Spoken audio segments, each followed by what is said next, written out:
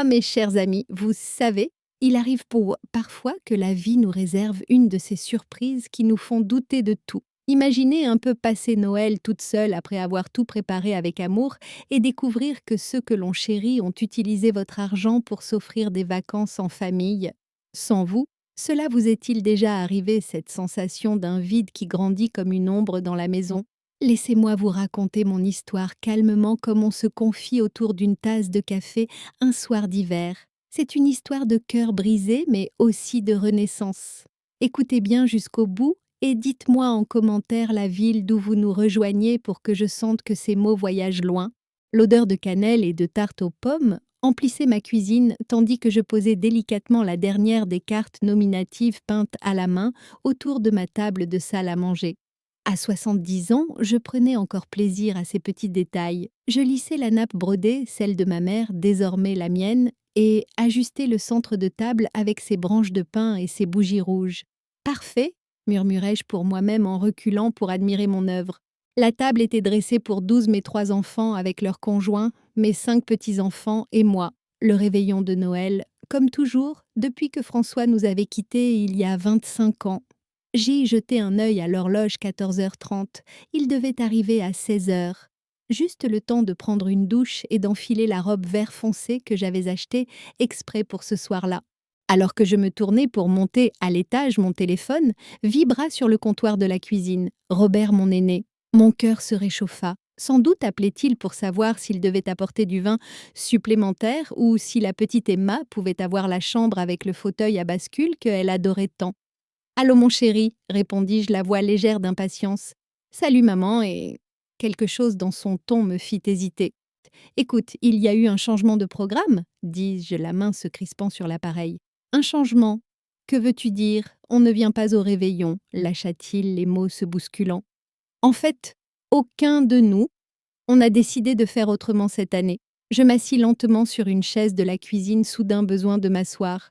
Autrement, je ne comprends pas. Robert s'éclaircit la gorge. On est en croisière. Tous moi, et Patricia Lise, et David Michel, et Jeanne, et tous les enfants aussi. Une croisière, répétai-je les mots sans queue ni tête. Mais c'est la veille de Noël. J'ai cuisiné depuis hier matin. Oui, c'était un peu à la dernière minute, dit-il. Et j'entendis la fausse désinvolture dans sa voix. Lise a trouvé une offre incroyable pour une croisière en famille. 15 jours en Méditerranée. On ne pouvait pas passer à côté. Le téléphone pesait lourd dans ma main. Pourquoi personne ne m'en a parlé? J'aurais pu venir aussi. Une pause. Eh bien, maman, tu sais comment tu es sujette au mal de mer, et il n'y avait pas assez de place de toute façon. Juste les cabines pour nos familles immédiates. Familles immédiates. Ces mots piquèrent plus qu'ils n'auraient dû. Quand êtes-vous parti? Demandai-je, luttant pour garder une voix ferme. Ce matin, on est déjà en mer. Ah, j'entendis des rires en fond le tintement de verre. Écoute, maman, je dois y aller. Ils font une animation d'accueil sur le pont principal. Joyeux Noël. Bon, on t'appelle à notre retour. La ligne se tut avant que je puisse répondre. Je restais assise à ma table de cuisine vide, le téléphone toujours serré dans la main, entouré des parfums d'un festin que personne ne mangerait.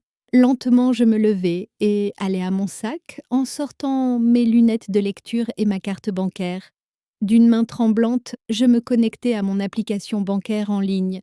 Et là, c'était un retrait de 12 180 € de mon compte d'épargne 3 jours plus tôt. La description indiquait « Croisière royale ». Mes jambes cédèrent et je retombai sur la chaise. Ils avaient utilisé mon argent, mes économies, sans demander pour s'offrir des vacances en famille sans moi. Dehors, la neige se mit à tomber de fins flocons s'amoncelant sur le rebord de fenêtre. Je les regardais engourdis. La dinde au four serait prête dans 1 heure. Les patates douces étaient prêtes à être réchauffées. Les tartes aux pommes et à la citrouille refroidissaient sur le comptoir. Mon regard dévia vers le sapin du salon scintillant de guirlandes et chargé d'ornements accumulés sur des décennies. En dessous des cadeaux soigneusement emballés, un pour chaque enfant, chaque petit enfant, chaque gendre ou belle-fille, choisi avec soin, enveloppé avec amour. Je me levai sur des jambes chancelantes et revins dans la salle à manger. 12 couverts, 12 chaises, 12 cartes nominatives. Je pris celle de Robert, puis celle de Lise, puis celle de Michel, puis celle de leur conjoint. Et enfin, une à une, je ramassai les cartes, les empilant proprement. Puis je rassemblai les assiettes supplémentaires, les couverts inutilisés, les verres vides. Je réduisis la table à un seul couvert, le mien. Tandis que l'obscurité tombait dehors, je m'assis à la tête de ma table. Les lumières de Noël se reflétaient dans la fenêtre derrière moi. Je voyais mon reflet, une vieille femme seule la veille de Noël, un festin préparé pour des proches qui avaient choisi de ne pas venir. Je pensais à appeler quelqu'un, une voisine peut-être, ou ma sœur en Provence. Mais la fierté tint mes mains immobiles. Je ne pouvais supporter d'expliquer. Au lieu de cela, je me servis une assiette de nourriture dont j'avais perdu l'appétit et versai un verre du vin coûteux acheté pour l'occasion. Je levai mon verre vers les chaises vides. « Joyeux Noël à moi !» murmurai-je, ma voix résonnant dans le silence de la maison. Tandis que je mordais dans la dinde qui avait le goût de carton dans ma bouche, je me fis une promesse. Ce serait le dernier Noël que je passerais à être prise pour acquise, la dernière fois que mes enfants verraient mon amour comme quelque chose à utiliser et jeter à leur guise. Ils n'avaient aucune idée de ce qui les attendait à leur retour de croisière, aucune idée. Cette nuit-là, après avoir rangé la plupart des restes et emballé les portions qui me nourriraient des semaines, je ne pus dormir. Ma chambre semblait une caverne emplie d'échos d'une famille qui avait choisi de m'abandonner à Noël. Je me levai et montai au grenier tirant la vieille malle en cèdre qui renfermait les vestiges de ma vie. À l'intérieur des albums photos, des lettres, des souvenirs, preuves tangibles d'une vie de sacrifice pour des enfants qui n'avaient pu m'épargner un seul jour férié. Le premier album que j'ouvris montrait François et moi jeunes et rayonnants le jour de notre mariage. Il était si beau dans son uniforme de la marine, son sourire large et sincère. Nous avions été mariés 6 ans quand l'attaque cardiaque l'avait emporté à 34 ans, me laissant veuve avec 3 petits-enfants, Robert 5 ans, Lise 3 ans et Michel 18 mois à peine. Je suivis du doigt que le visage de François me rappelant ma terreur. C'était en 1979 et soudain j'étais seule avec 3 enfants et un emprunt immobilier. L'assurance vie de François avait payé la plus grande partie de la maison. Dieu merci, mais ce n'était pas suffisant pour nous entretenir à long terme. Le suivant album montrait les enfants grandir. Le premier jour d'école de Robert, le récital de danse de Lise, les matchs de foot de Michel. Ce que ces photos souriantes ne révélaient pas, c'était comment j'avais travaillé 2 emplois pendant 15 ans pour garder ce toit au-dessus de nos têtes. Secrétaire le jour, serveuse 4 soirs par semaine. Ma sœur Nanette gardait les enfants ces soirs-là et je rentrais bien après leur sommeil, les pieds gonflés, le dos douloureux. Je feuilletais les pages de fêtes passées. Des Noëls où j'avais réussi à offrir à chaque enfant exactement ce qu'il voulait, même si cela signifiait que je me privais de vêtements neufs ou de bottes d'hiver décentes. Des anniversaires où je veillais toute la nuit à faire des gâteaux élaborés parce que je ne pouvais pas les acheter en pâtisserie. Une photo me fit m'arrêter. La remise de diplôme du lycée de Robert. Il rayonnait dans sa toge tenant les clés de la voiture d'occasion que j'avais raclée et économisée pour lui acheter. Ce que l'image ne montrait pas, c'était que j'avais pris des heures supplémentaires pendant 6 mois pour la payer ou que j'avais continué à rouler dans la mienne jusqu'à ce qu'elle rende l'âme sur l'autoroute 2 ans plus tard. Je trouvais la lettre d'acceptation à l'université de Lise, glissée dans un autre album. Elle avait été prise à la Sorbonne, son école de rêve, avec une bourse partielle. Le reste des frais avait failli me ruiner financièrement, mais je ne l'avais jamais laissé savoir. J'avais refinancé la maison en silence avec stoïcisme. Quand elle avait diplômé et décroché son premier emploi dans une maison d'édition à Paris, son succès avait été le mien aussi. Puis vinrent les années rebelles de Michel, les appels de l'école, les petites frasques avec la loi, la série d'emplois qu'il ne parvenait pas à garder. Je trouvais le reçu de l'avocat que j'avais engagé quand il s'était fait prendre avec du cannabis à 19 ans. 3 000 € que je n'avais pas mis sur une carte de crédit que j'avais payée des années. Derrière les albums se trouvaient les actes de propriété, la maison principale achetée avec François et refinancée 2 fois pour payer les études des enfants, le petit chalet au bord du lac que nous avions acquis l'année avant sa mort, que j'avais failli vendre pendant les années maigres, mais que j'avais réussi à garder, et le terrain vague hérité par François de son père que j'avais conservé parce qu'il parlait toujours de construire une maison de vacances familiales là-bas un jour. Les 3 propriétés étaient à mon nom seul. François y avait veillé avant de partir pour me protéger moi et les enfants. Je refermai la malle et allai à la fenêtre regardant la cour enneigée où mes enfants avaient autrefois fait des bonhommes de neige et des batailles de boules. La cour que je payais encore pour faire tondre et entretenir, bien que je puisse à peine me pencher dans le jardin désormais. Toute ma vie avait été consacrée à leur donner de la stabilité des opportunités, une base pour construire leur propre vie.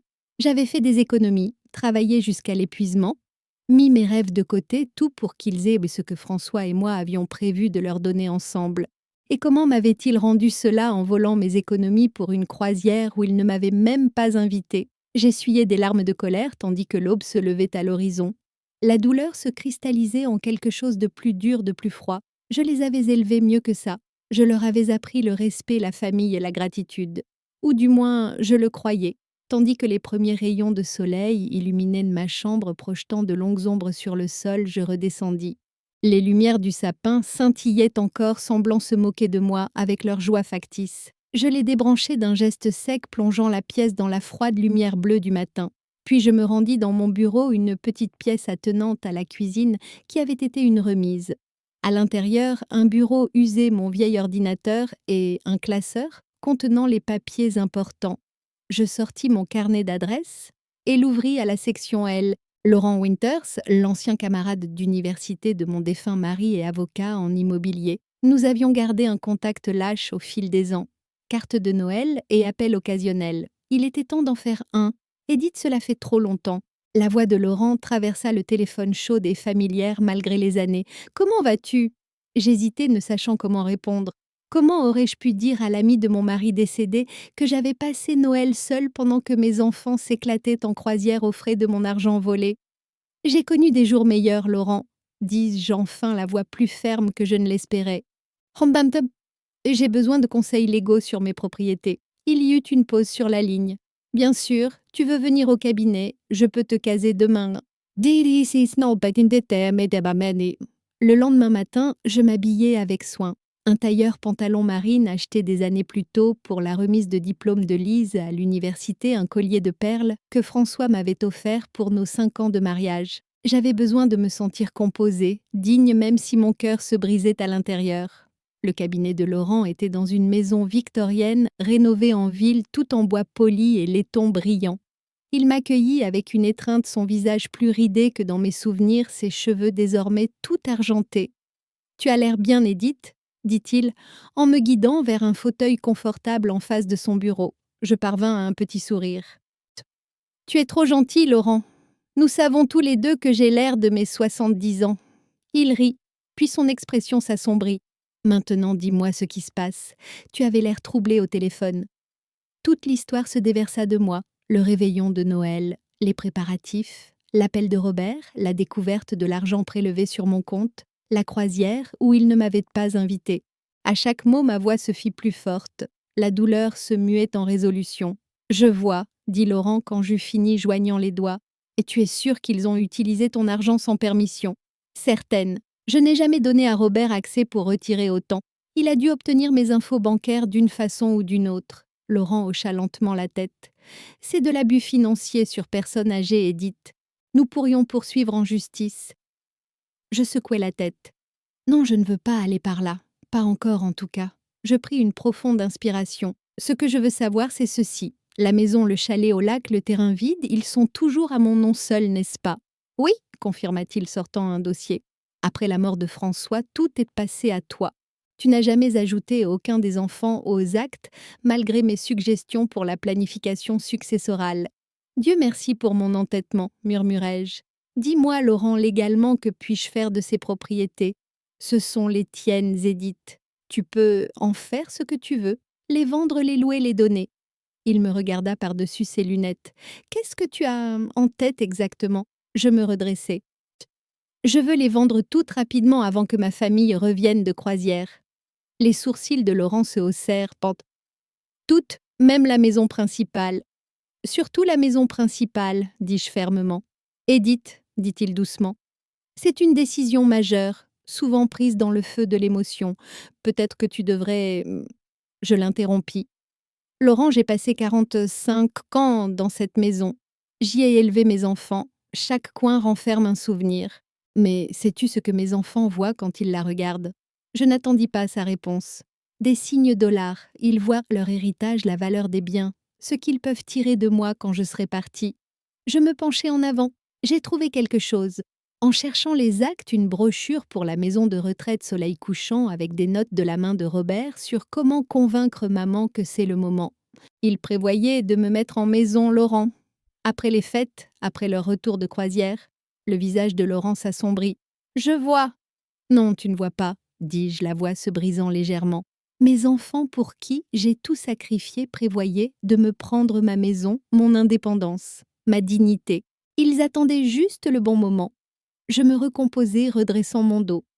Je refuse d'être un fardeau qu'ils doivent gérer. Je refuse d'être une gêne qu'ils contournent. Et surtout, je refuse de leur laisser un pactole qu'ils ne méritent manifestement pas.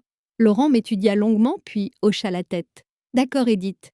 Si tu es sûre que c'est ce que tu veux, je t'aiderai. Le marché est fort en ce moment. Nous pouvons vendre les 3 propriétés rapidement, surtout si nous les prixons de manière compétitive. »« Bien, » dis-je, un calme étrange s'installant en moi. Je veux être dans mon propre logement, quelque chose de petit gérable que je choisis moi-même avant leur retour. C'est un délai serré, mais faisable. Il sortit un bloc-notes. Et leurs affaires dans la maison. Je n'y avais pas pensé, les enfants avaient encore leur chambre remplie de choses, des boîtes de souvenirs que j'avais gardées pour eux, des meubles qu'ils avaient réclamés mais laissés chez moi, parce qu'ils n'avaient pas la place chez eux. Mais tout en garde-meuble, décidai-je. Je paye 3 mois. Après, c'est leur affaire. Laurent nota, puis leva les yeux. « Omega sing. Bedushin bedumti, où iras-tu, Edith, tu y as pensé ?»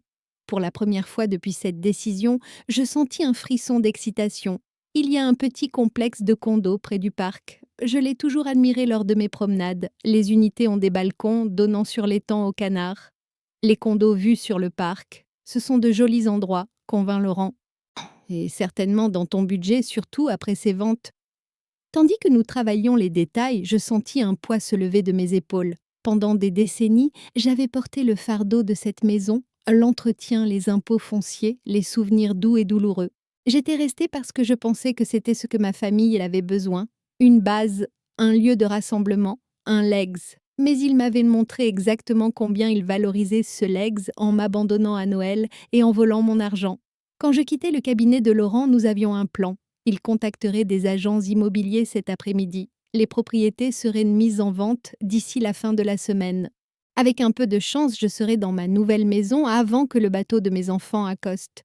En rentrant en voiture, passant les rues très familières où j'avais élevé ma famille, je ressentis quelque chose d'inattendu, la liberté. Pour la première fois, en des décennies, je prenais une décision purement pour moi, sans calculer comment cela affecterait mes enfants, sans sacrifier mes besoins aux leurs. C'était terrifiant, c'était exaltant, c'était juste. Les 2 semaines suivantes passèrent en tourbillon d'activités qui me laissa peu de temps pour ruminer la trahison de mes enfants. Laurent avait tenu parole me mettant en contact avec Marie Ellison, une agente immobilière spécialisée dans les ventes rapides. « Ces propriétés sont des perles, Madame Warren », dit Marie lors de notre première rencontre, les yeux brillants en visitant ma maison. « Le marché est bouillant en ce moment, et l'offre est faible. Si nous les prixons bien, elles partiront vite. » Et elles partirent. Le chalet au lac se vendit en premier 3 jours après la mise en vente à un jeune couple avide d'un refuge de week-end. Ils payèrent 40 cash, nous permettant de conclure rapidement. Le terrain vague suivit acheté par un promoteur qui lorgnait la zone depuis des années. La vente de ces 2 propriétés seules suffit pour mon nouveau condo et un coussin financier confortable. La maison principale, mon foyer pendant 45 ans, prit un peu plus de temps, mais à la fin de la 2e semaine, nous avions plusieurs offres. J'acceptais celle d'une famille avec 3 jeunes enfants. La mère avait les larmes aux yeux en traversant le jardin. « Je vois déjà nos enfants jouer ici, » dit-elle me souriant. « C'est un endroit où se font les souvenirs. » Je hochai la tête, me rappelant poussant mes propres enfants sur le portique qui se dressait autrefois sous le chêne. Oui, c'en est un. Tandis que les ventes avançaient, je trouvais mon nouveau foyer parfait. Un condo 2 chambres au 2e étage de vue sur le parc, avec un balcon donnant sur l'étang aux canards, comme je l'avais imaginé. L'immeuble avait un ascenseur, une petite salle de gym et un espace communautaire où les résidents se retrouvaient pour le café chaque matin. À mon âge, l'idée de voisins proches était réconfortante plutôt qu'intrusive. Le condo lui-même avait besoin d'une mise à jour. La cuisine datait des années 90 et la moquette avait vu des jours meilleurs, mais c'était à moi. Pas un réservoir d'histoire familiale ou d'attente, mais un nouveau départ. À chaque jour qui passait, ma résolution se renforçait. Il y eut des moments de doute, bien sûr. Des instants où je me retrouvais debout dans l'ancienne chambre de Robert, effleurant les marques de taille sur le chambranle de la porte, ou assise sur le banc de fenêtre dans celle de Lise, où nous lisions des histoires ensemble. Et mon cœur se serrait de souvenirs. Mais alors, je me rappelais la veille de Noël, la maison silencieuse, la nourriture intacte, l'appel qui avait tout changé, et le doute s'évaporait, remplacé par une détermination d'acier. J'embauchais une société de déménagement pour emballer seulement ce que je voulais emporter. Mon mobilier de chambre, mon fauteuil préféré du salon des photos de famille, soigneusement choisi, le bureau de François, mes essentiels de cuisine et des objets personnels dont je ne pouvais me séparer. Tout le reste irait à l'unité de garde-meubles des enfants ou serait donné à une association caritative. Vous êtes sûr de vouloir laisser le salon de salle à manger demanda le chef d'équipe du déménagement, lorgnant la table et les chaises en cerisier massif, témoins de innombrables repas familiaux. C'est une pièce de valeur. Je regardais la table me rappelant la veille de Noël, dernière 12 couverts réduits à un. J'en suis sûre, dis-je fermement. Je n'en aurai pas besoin là où je vais. Tandis que le jour du déménagement approchait, je parcourus la maison méthodiquement pièce par pièce, décidant ce que je gardais, ce que je mettais au garde-meubles pour mes enfants et ce que je donnais. C'était comme excavater les couches de ma vie, chaque objet portant son poids. De mémoire, dans l'ancien bureau de Robert, je trouvais une boîte à chaussures pleine de cartes d'anniversaire que je lui avais offertes au fil des ans, chacune avec une note manuscrite à l'intérieur. Dans le placard de Lise, il y avait la robe de bal que j'avais cousue à la main, quand nous n'avions pas pu nous offrir celle qu'elle voulait en grand magasin. Dans la chambre de Michel, je découvris la guitare que je lui avais achetée pour ses 16 ans, celle qu'il avait jouée 3 mois avant de l'abandonner pour un nouveau passe-temps. Je mis ces objets dans des boîtes soigneusement étiquetées, avec d'autres souvenirs que je pensais qu'ils pourraient vouloir un jour. Le reste meuble qu'ils avaient laissé trophée d'enfance, projets scolaires anciens, alla à l'unité de garde-meubles que j'avais louée pour eux. 2 jours avant le retour de mes enfants de croisière, je me tins dans ma maison vidée pour la dernière fois. Les murs étaient nus, les pièces résonnaient d'absence. Seule la salle à manger restait intacte, car les nouveaux propriétaires avaient demandé d'acheter la table et les chaises avec la maison. Je traversais chaque pièce lentement, disant au revoir à l'espace qui avait abrité ma famille pendant des décennies de joie et de peine. Dans la cuisine, je me rappelais enseigner à Lise à faire des cookies. Dans le salon, je revis les matins de Noël, les anniversaires, les soirées cinéma. Dans le jardin, j'imaginais les barbecues d'été et les batailles de boules de neige d'hiver. Cette maison avait été plus que des murs et un toit. Elle avait été le fondement de notre vie familiale. Et maintenant, je m'en éloignais. Mais tandis que je fermais la porte pour la dernière fois et posais la clé sous le paillasson pour les nouveaux propriétaires, comme convenu, je ne ressentis pas de chagrin, mais un profond sentiment de justesse. Ce chapitre de ma vie s'était clos. Il était temps d'en commencer un nouveau. Mon nouveau condo m'accueillit avec un soleil coulant à travers les grandes fenêtres, illuminant des possibilités plutôt que des fantômes. Je passais ma première nuit là à arranger et réarranger mes affaires, à faire de l'espace le mien. J'accrochais quelques photos chéries François dans son uniforme de la marine, les enfants petits, et encore m'adorant sans complication. Mes parents, pour leurs 50 ans de mariage, m'aient laissé la plupart des murs nus prêts pour de nouveaux souvenirs. Ce soir-là, je m'assis sur mon balcon avec un verre de vin regardant les canards glisser sur l'étang, tandis que le soleil couchant tournait l'eau en or. Pour la première fois, en semaine, je me permis d'imaginer la réaction de mes enfants quand ils rentreraient et trouveraient leur maison d'enfance vendue, leur héritage liquidé, leur mère partie. Il y aurait du choc, certainement de la colère, sans doute des accusations sur ma santé mentale. Je n'étais pas naïve sur la façon dont les enfants adultes gèrent parfois les parents âgés qui affirment leur indépendance, mais j'étais préparée. Laurent m'avait aidé à mettre à jour mon testament, retirant mes enfants comme bénéficiaires directs, établissant plutôt des trusts pour les études de mes petits-enfants.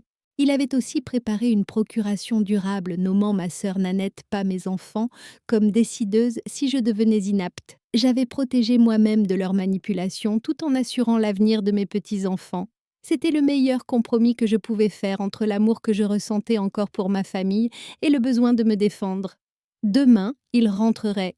Demain, ils apprendraient ce que leur trahison leur avait coûté. Ce soir cependant, je dormirai paisiblement dans ma nouvelle maison, déchargée d'une maison trop grande, de souvenirs trop lourds et d'enfants qui m'avaient prise pour acquise une fois de trop. L'appel vint à 9h17.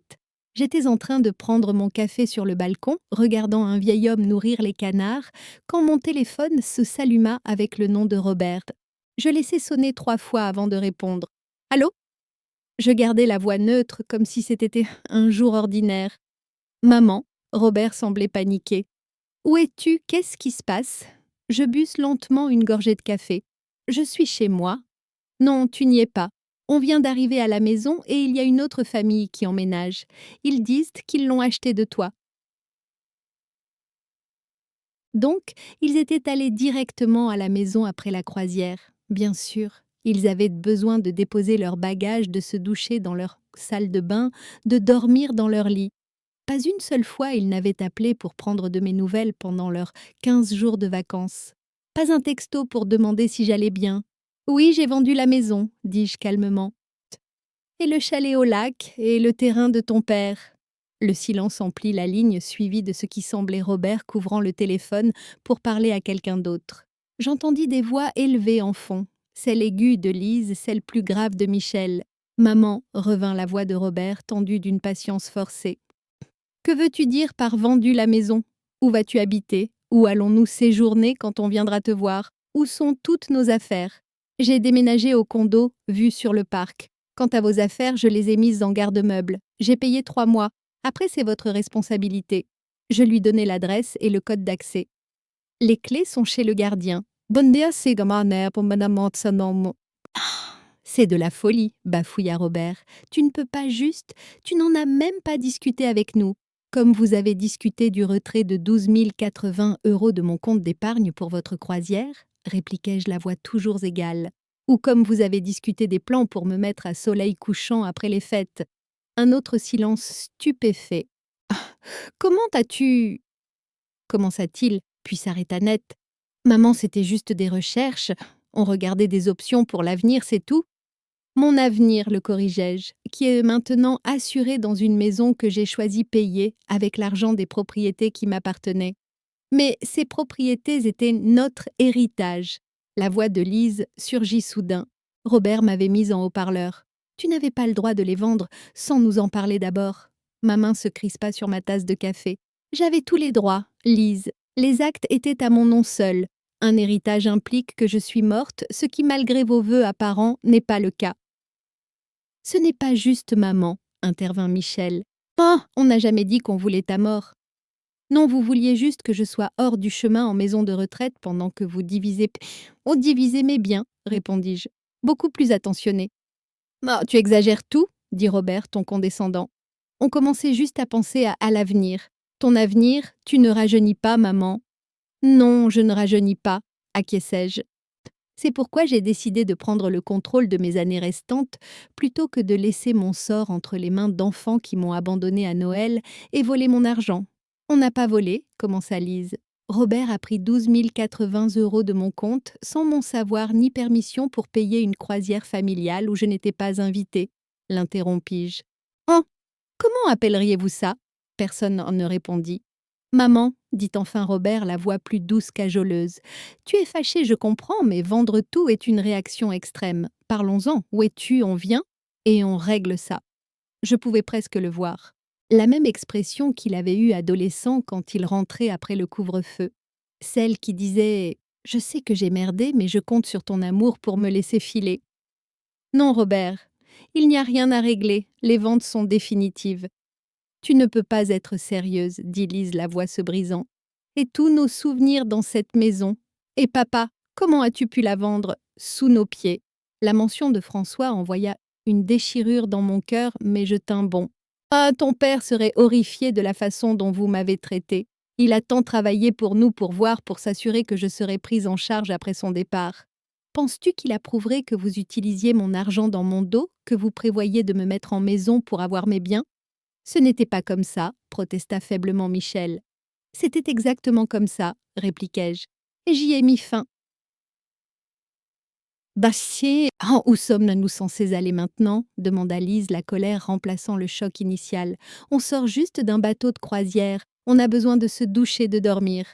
Je suis sûre que vous pouvez vous offrir un hôtel avec ce qui reste de mes 12 080 €, dis-je sèchement. Ou rester chez des amis. C'est ce que j'aurais fait si j'avais été incluse dans vos plans de vacances familiales. Oh, c'est ridicule, claqua Robert, son ton apaisant s'évaporant. Tu agis comme une enfant rancunière, pas comme une femme de 70 ans. As-tu perdu l'esprit? Au contraire, je l'ai retrouvé, répondis-je. Pendant des années, j'ai mis vos besoins avant les miens. J'ai entretenu une maison trop grande pour moi, gardé des propriétés que je n'utilisais pas parce qu'un jour elles seraient à vous. J'ai cuisiné vos plats préférés quand vous veniez. Gardé vos chambres prêtes comme si vous étiez encore des enfants qui pourraient rentrer n'importe quel jour. J'ai plié ma vie autour de la vôtre. Et comment m'avez-vous rendu cela en m'excluant de vos plans de Noël et en vous servant dans mes économies? Je pris une profonde inspiration. Assez. Ma vie est à moi désormais. Mon argent est à moi. Ma maison est à moi. Anen, tu le regretteras, dit Lise la voix froide. Quand tu seras vieille et seule et auras besoin d'aide, tu regretteras de nous avoir repoussés. Ces mots piquèrent, mais je refusai de le montrer. J'étais vieille et seule ce Noël, Lise. La différence, c'est que maintenant je le choisis à mes conditions, pas forcées par la négligence de mes enfants. Bien, revint la voix de Robert, dure de colère. Si c'est comme ça que tu veux bien, mais ne viens pas pleurer vers nous quand tu réaliseras ton erreur. Je ne viendrai pas, promis-je, et raccroché. Je restai assise longtemps après regardant les canards sur l'étang, mon café refroidissant. La confrontation s'était passée comme je l'avais prévu. Choc, colère, accusation, tentative de me faire culpabiliser. Mais ce qui me surprit, c'est à quel point leurs mots m'avaient peu blessée. La douleur de la veille de Noël avait été comme une plaie vive ouverte. Celle-ci, c'était plus comme appuyer sur un bleu qui commençait déjà à guérir. Ça faisait mal, mais sourdement, lointainement. Mon téléphone vibra de nouveau. Un texto de Patricia, la femme de Robert. Comment as-tu pu faire ça à ta propre famille? Les enfants sont dévastés, ils n'auront plus la maison de grand-mère à visiter. J'espère que tu es contente de toi. Je ne répondis pas. Au lieu de cela, j'éteignis mon téléphone, le posai sur la table et m'adossai à ma chaise, fermant les yeux contre le soleil du matin. Pour la première fois depuis très longtemps, je ne rendais de comptes à personne. La sensation était à la fois terrifiante et exaltante. Tandis que j'étais là, j'entendis un léger coup à la porte de mon condo. Un instant, je me tendis, me demandant si mes enfants m'avaient déjà retrouvée. Mais quand j'ouvris, une femme âgée se tenait là tenant un petit pot de plantes. « Bonjour », dit-elle avec un sourire chaleureux. « Je suis Marguerite de l'unité 4C. Je vous ai vu emménager hier et voulais vous souhaiter la bienvenue à vue sur le parc. » Je la regardai un moment, puis souris en retour acceptant la plante. « Je suis Édith. Merci pour l'accueil. Vous voulez entrer pour un café ?» Tandis que Marguerite entrait dans ma nouvelle maison, je ressentis quelque chose d'inattendu, le premier bourgeon fragile d'un nouveau commencement. 6 mois s'étaient écoulés depuis le jour où j'avais répondu à cet appel fatidique de mes enfants. 6 mois de changement de croissance d'apprentissage, de qui était Edith Warren, au-delà d'être une mère, une veuve, une gardienne d'une maison familiale vide. Le printemps avait cédé l'été, et mon jardin de balcon fleurissait d'herbes et de fleurs. J'avais repeint le condo dans des couleurs que j'avais toujours aimées, mais que François trouvait trop vives. Un sage doux dans le salon, un terracotta chaud dans la cuisine. J'avais remplacé la moquette datée par du parquet plus facile sur mes genoux âgés et bien plus élégant. Plus important, j'avais bâti une nouvelle vie. Chaque matin, je rejoignais le groupe de café dans la salle communautaire où j'avais trouvé des amis en Marguerite qui m'avaient accueilli la première, et en Arthur, un professeur d'anglais retraité qui partageait mon amour des romans policiers. 3 fois par semaine, je faisais de l'aquagym au centre communautaire. Les mardis, je faisais du bénévolat à la bibliothèque, lisant des histoires aux enfants pendant l'heure du conte. J'étais plus occupée, plus engagée, plus moi-même que je ne l'avais été depuis des décennies. Ma relation avec mes enfants restait fracturée. Après notre confrontation initiale des semaines, passèrent sans contact, puis vinrent des textos formels prudents. Robert m'informant qu'ils avaient vidé le garde-meuble, Lise demandant sa boîte de recettes de grand-mère, Michel s'enquérant de vieux souvenirs sportifs qu'il ne trouvait pas. Je répondis à ces questions pratiques, mais maintins une distance émotionnelle. La blessure était encore trop fraîche, la trahison trop profonde. Ils tentèrent des réconciliations, bien sûr. La fête des mères apporta des cartes aux messages neutres et prudents. Mon anniversaire en juin déclencha des appels guindés, mais aucun ne s'excusa pour ce qu'ils avaient fait, et je refusai de prétendre que cela n'avait pas eu lieu. Mes petits-enfants étaient une autre affaire. Emma, la fille de 12 ans de Robert, fut la première à me contacter, m'envoyant une carte dessinée à la main avec un message qui me brisa le cœur. « Tu me manques, mamie. Ce n'est pas pareil sans ta maison à visiter. » Je l'appelai immédiatement, l'assurant que si la maison était partie, j'étais toujours là. Nous arrangeâmes qu'elle vienne visiter mon nouveau chez moi et Robert la déposa à Contrecœur un samedi après-midi. « C'est trop cool, mamie !» s'exclama-t-elle, explorant mon condo avec un enthousiasme sincère. « On voit les canards depuis ton balcon !» Cette visite ouvrit une porte. Bientôt mes autres petits-enfants commencèrent à venir, parfois avec leurs parents attendant mal à l'aise dans la voiture parfois déposée pour quelques heures. Je les emmenais au parc, leur apprenais à pâtisser dans ma nouvelle cuisine, les aidais avec leurs devoirs à ma table plus petite, mais toujours accueillante. À travers eux, je maintenais un lien avec ma famille, même en établissant des limites claires avec mes enfants. Aujourd'hui était spécial cependant. Aujourd'hui marquait exactement 6 mois depuis mon emménagement à vue sur le parc, et j'avais invité mes 3 enfants et seulement eux à dîner. Pas de conjoint, pas de petits-enfants, juste nous. Tandis que je préparais un simple repas de poulet rôti et de légumes, je ressentis un calme étrange. Ce n'était pas pour une réconciliation ou un pardon, pas encore. C'était pour la clarté, pour dire des choses qui devaient être dites sans colère ni hâte. Ils arrivèrent ensemble, un front uni. Robert, toujours bel homme, à 46 ans, ses cheveux commençant à grisonner aux tempes. Lise élégante, à 44 ans, portant une robe qui valait sans doute plus que mon hypothèque mensuelle. Michel juvénile, à 42 ans, tripotant ses clés de voiture, comme s'il prévoyait une fuite rapide. « Entrez !» dis-je m'écartant pour les laisser entrer dans ma maison, ma nouvelle maison que aucun d'eux n'avait encore visitée. « Merci d'être venus. » Ils murmurèrent des saluts polis, les yeux balayant l'espace transformé. Partis les antiques familiers et les héritages qui emplissaient notre maison familiale. À leur place des pièces neuves que j'avais choisies pour moi. Un canapé sectionnel confortable, parfait pour ma petite taille. Des œuvres d'art qui parlaient à mon goût, pas à celui de François. Un téléviseur fin monté au mur où je regardais mes émissions préférées sans excuse. « Mais ça, c'était assez sympa !» offrit Lise, paraissant surprise. « Très moderne. »« Merci » répondis-je, indiquant la zone dining. « Asseyez-vous s'il vous plaît. Le dîner est laissé prêt. » Nous nous installâmes autour de ma table assez petite pour que nous ne puissions éviter de nous regarder, mais assez grande pour que personne ne se sente à l'étroit. J'avais dressé avec ma nouvelle vaisselle, pas la porcelaine que nous utilisions pour les repas familiaux depuis des décennies. Après avoir servi la nourriture, je pris place et regardai mes 3 enfants. Ces adultes sortis de mon corps, que j'avais élevé avec amour et sacrifice, qui m'avaient blessée si profondément. « Avant de manger, je veux dire quelque chose, » commençai-je la voix ferme. « Il y a 6 mois, j'ai pris une décision qui vous a choqués tous. J'ai vendu des propriétés que vous vous attendiez à hériter. Je me suis installée sans vous consulter. J'ai établi une vie séparée de celle que vous imaginiez pour moi. » Robert ouvrit la bouche, mais je levai la main. « Laissez-moi finir, s'il vous plaît. Ce n'est plus une question de blâme, c'est une question de compréhension. » Je regardais chacun dans les yeux. Pendant 45 ans après la mort de votre père, je me suis définie comme votre mère. Tout ce que j'ai fait, travailler plusieurs emplois, entretenir la maison, mettre de côté mes rêves, je l'ai fait pour vous. Et je ne regrette pas ce sacrifice. C'était mon choix fait d'amour. Je marquais une pause bus, une gorgée d'eau. Mais quelque part en chemin, ce sacrifice est devenu attendu plutôt qu'apprécié.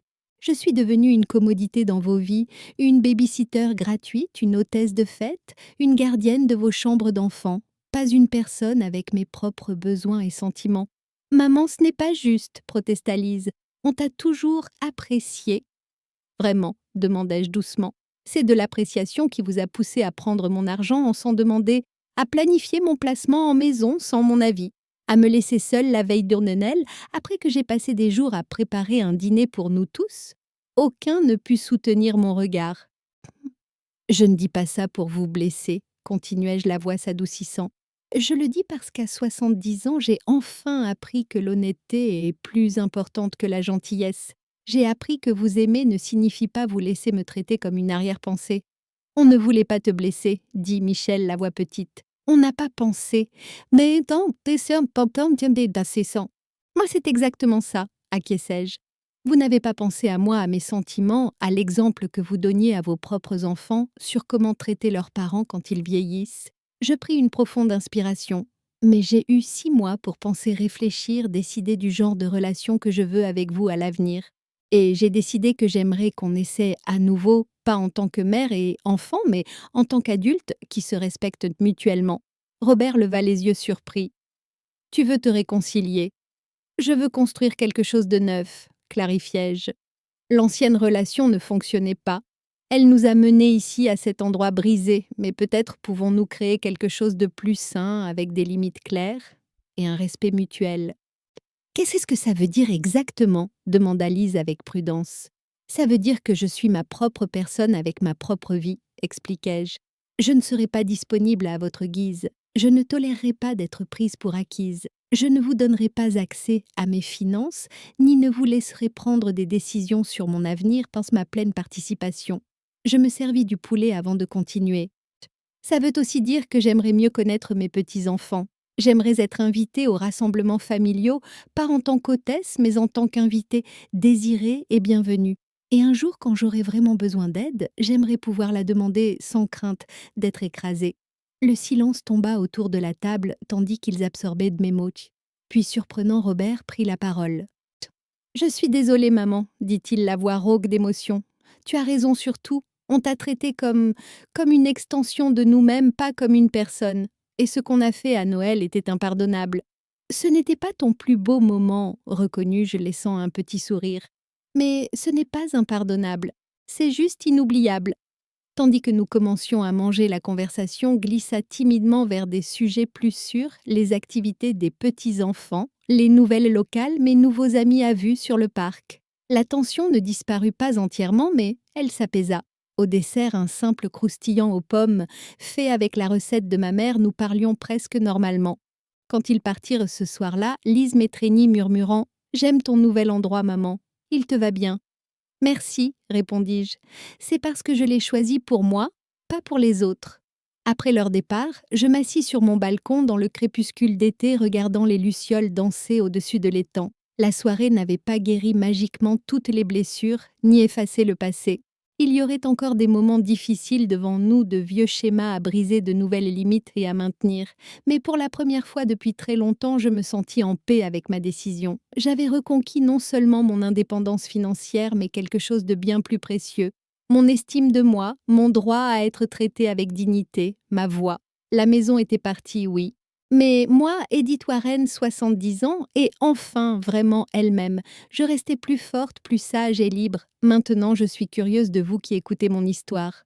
Que feriez-vous à ma place? Vous êtes-vous déjà passé par quelque chose de similaire? Dites-le moi en commentaire. Et pendant ce temps, je laisse sur l'écran final 2 autres histoires qui sont des favoris de sorte de la chaîne et qui vous surprendront sûrement. Merci d'avoir regardé jusqu'au bout.